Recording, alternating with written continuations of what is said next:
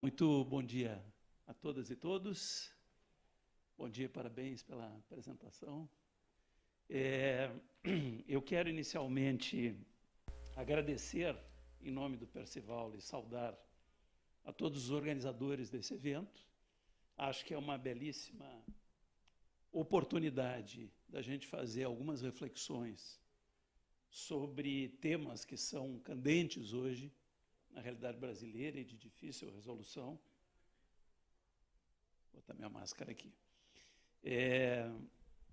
Saudar aqui a todos os promotores de inclusão social, de cidadania, de geração de oportunidades, em nome do nosso querido Murilo Cavalcante, que é o inspirador de todos nós aqui no Brasil, não só pelo seu vastíssimo conhecimento da realidade da Colômbia e da transformação que se fez na Colômbia, mas igualmente pela sua iniciativa em Recife da criação dos Compás. Os Compás são as grandes matrizes, eu diria, no Brasil, das experiências bem-sucedidas na área de urbanismo social. Lamentavelmente, são poucas experiências bem-sucedidas, né?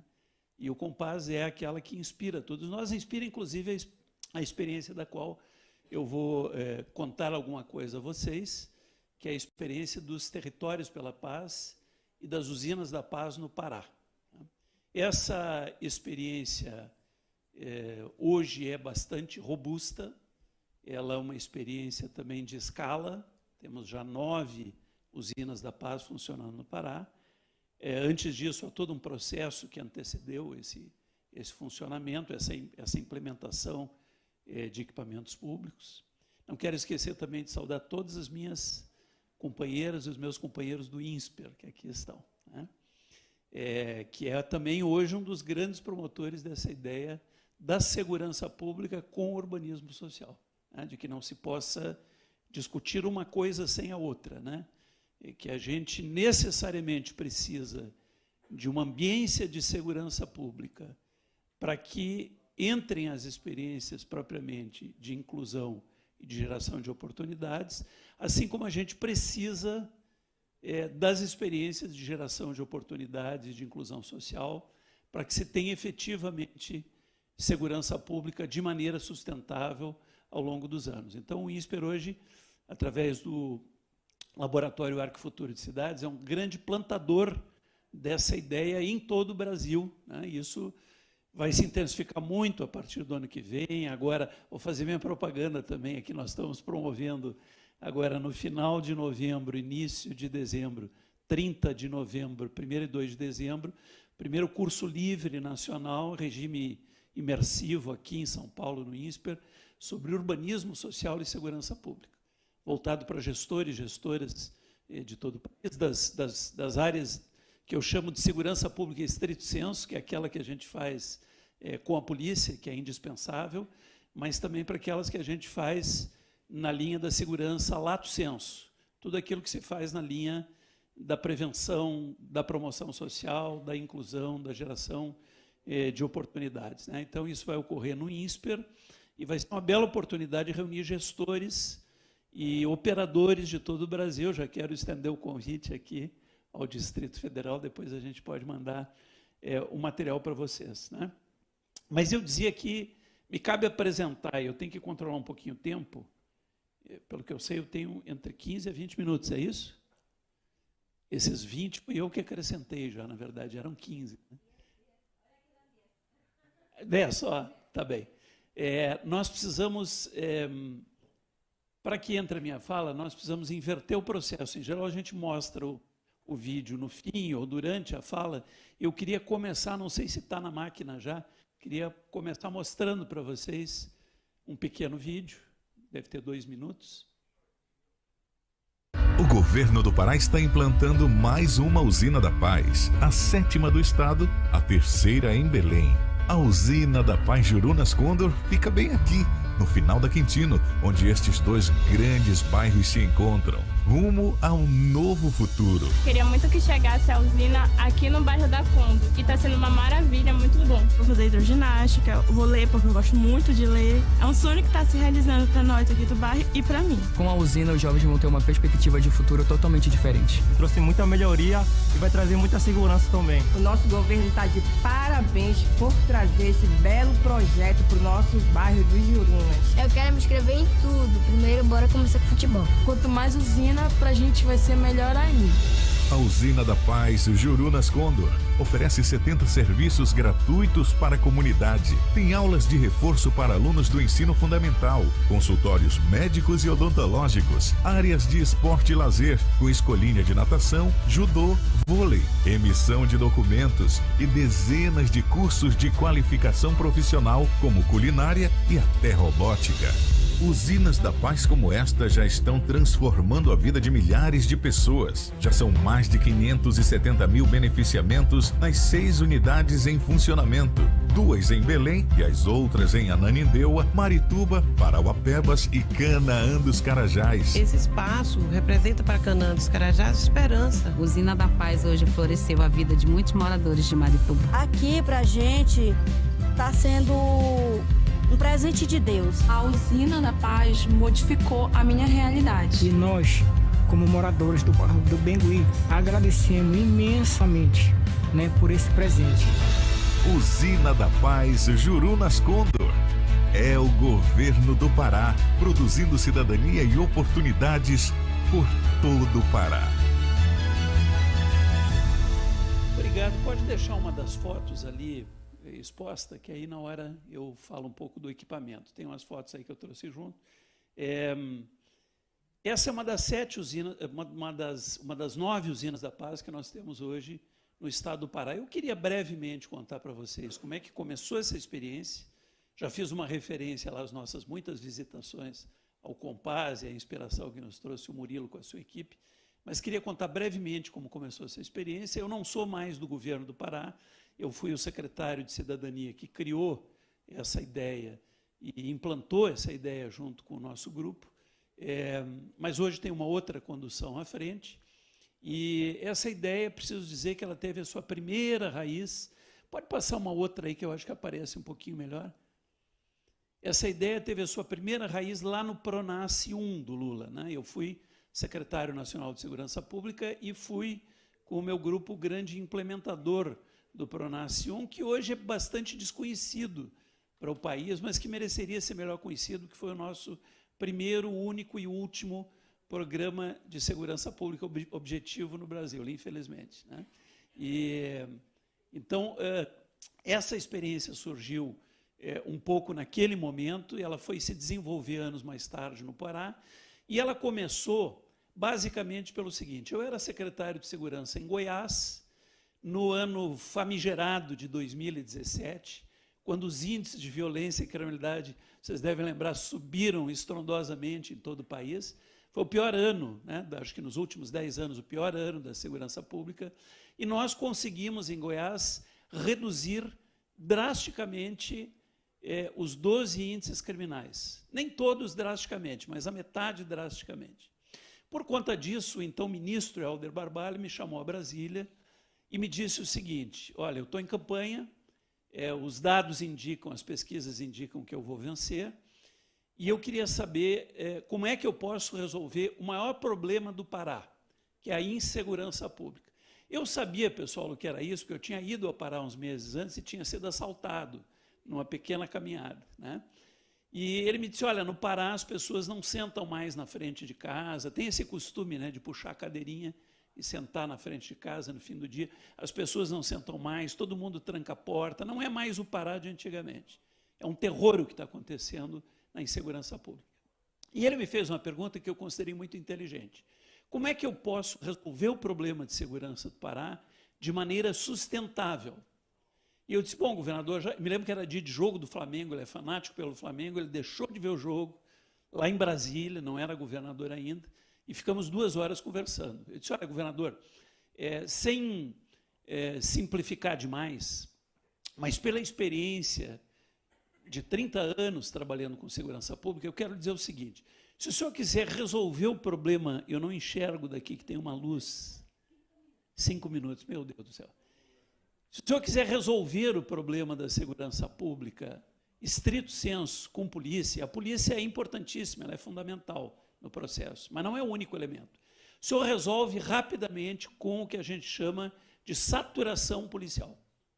Só que, saturando com a polícia, o senhor não mantém por muito tempo. O senhor vai ter a mesma coisa que nós tivemos nas UPPs no Rio de Janeiro. Vai haver fadiga de material, a polícia cansa sozinha e o crime volta e volta pior do que antes. Então, vou lhe fazer um desafio. Se o senhor quer resolver o problema da segurança pública por um largo tempo, né, por um tempo histórico, é preciso implementar experiências. Naquela época a gente não chamava de urbanismo social, mas chamava de experiências de inclusão social e geração de oportunidades. Lá onde se encontra o exército de reserva do crime, porque o Brasil há 40 anos vem numa guerra contra o crime, matando gente e prendendo gente, e há 40 anos não se resolve absolutamente nada. É um dos países mais trágicos do planeta em termos de segurança pública. Nos últimos 10 anos, pessoal, nós tivemos mortes superiores a 40 mil, de 40 a 60 mil todos os anos. Isso são índices piores do que índices de uma guerra. Então, eu disse, governador, só com polícia o senhor resolve instantaneamente, se o senhor invade e satura. Mas o senhor não resolve de fato. A polícia é importantíssima, é fundamental, mas ela sozinha ela não vai resolver todo o problema. Eu ouvia muito isso do Mariano Beltrame quando eu ia no Rio de Janeiro. Ele dizia, Balestreri, as minhas UPPs são as UPPs da PM, mas não chegou o PP da água, não chegou o PP da luz, não chegou o PP do esgoto, não chegou o PP da escola de qualidade, não chegou o PP da saúde de qualidade. Isso tem prazo de validade, isso vai falir, e faliu com o tempo. E aí eu propus ao governador, ele queria que eu fosse secretário de segurança, eu digo, não, eu já estou meio velho, eu tive em Goiás 154 presídios, era um verdadeiro inferno, eu disse, não quero mais ser secretário de segurança pública, mas se o senhor criar uma secretaria de cidadania e nós criarmos um programa de inclusão social e geração de oportunidades para atuar lá no exército de reserva do crime. Porque ainda que a quase totalidade dos pobres seja heroicamente honesta, é óbvio, né, pessoal, que no campo do varejo, o percentual, como quase todo mundo neste país é pobre, no campo do varejo, o percentual mesmo pequeno de pessoas que aderem ao crime é grande o suficiente para nos dizer o seguinte, e nós ainda não conseguimos entender isso no país. Não adianta prender, não adianta matar a gente como se mata no Brasil, a rodo, né? O crime vai crescer cada vez mais, vai ser cada vez mais poderoso, vai ter armas cada vez mais poderosas, e essa guerra contra o crime é uma guerra falida e perdida há décadas. E nós continuamos insistindo nela, porque temos locus equivocado.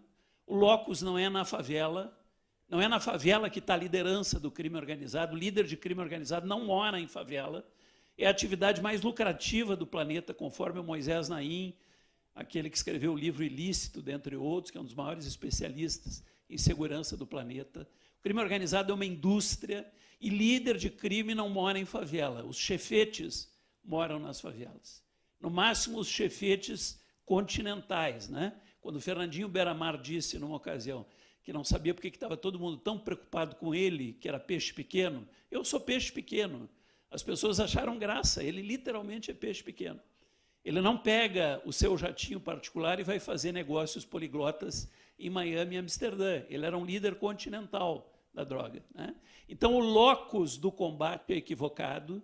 Não adianta ir atrás de pequeno traficante, podem prender, podem matar, podem fazer o que quiserem, terá substituição no dia seguinte, sempre, sempre, sempre, sempre, e a gente não aprendeu, eu sei que eu já queimei meu tempo, mas só preciso concluir e dizer, a gente ainda não aprendeu isso, e nós precisamos aprender que se nós quisermos, de fato, reduzir violência e crime, nós precisamos atuar nas raízes geradoras do crime, oferecendo oportunidades para as pessoas, para que o sujeito que tem, eu não estou passando a mão por cima de criminoso, todo crime tem que ser punido, mas para o sujeito que tem um filho de 3 anos chorando de fome em casa, uma esposa, não estou querendo dramatizar, mas é isso que a vida é. Uma esposa sem medicamento, gravemente doente, e não tem saída, para que ele não precisa aceitar a saída de ganhar R$400 iniciais por semana e trabalhar para o crime. Então, é preciso que a gente seja mais consequente. Se puder botar foto antes de eu concluir, eu só quero explicar o que acabou acontecendo no Pará.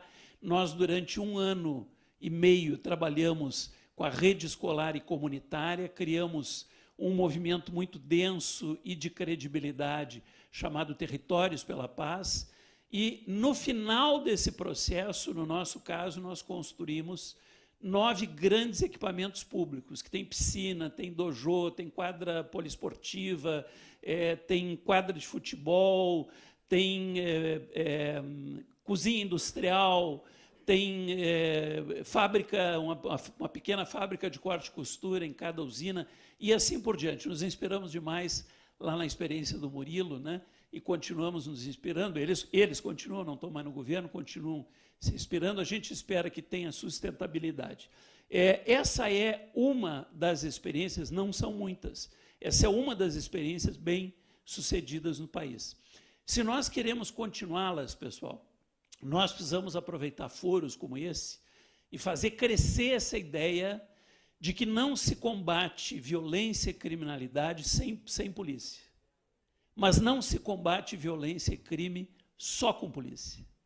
Então, essa lição o Brasil já deveria ter aprendido com 40 anos de fracasso, em que pese as atitudes muitas vezes heróicas, né, dos nossos policiais, que arriscam, os bons policiais, que são a maioria, eu tenho certeza, que arriscam diariamente as suas vidas por nós, mas arriscam, às vezes, é duro para mim dizer isso, inutilmente as suas vidas, porque os resultados, as entregas são muito ruins. Tá? Então, eu encerro só dizendo o seguinte: nós precisamos fazer a nossa parte, plantar essa ideia em todos os lugares. Né? Eu tenho encerrado as minhas falas com aquilo que aconteceu um tempo atrás com um amigo meu. Eu dizia assim, olha, às vezes me dá um desencanto com o Brasil, porque eu não vejo muito a luz no fim do túnel, especialmente na área da segurança ou da insegurança pública. E ele me dizia, Ricardo, o equívoco é olhar para o fim do túnel e esperar uma luz. Nós precisamos acender a luz no meio do túnel escuro. É cada um de nós que precisa fazer isso, e eu acho que esse é o nosso desafio. Isso é o que fica, né, de eventos como esse, que são fundamentais, porque são momentos em que a gente para pensar o nosso país e pensar corajosamente naquilo que não está dando certo, que é a maior parte das coisas que nós fazemos, e naquilo que está dando certo e precisa ser reforçado. Muito obrigado. Muito obrigado.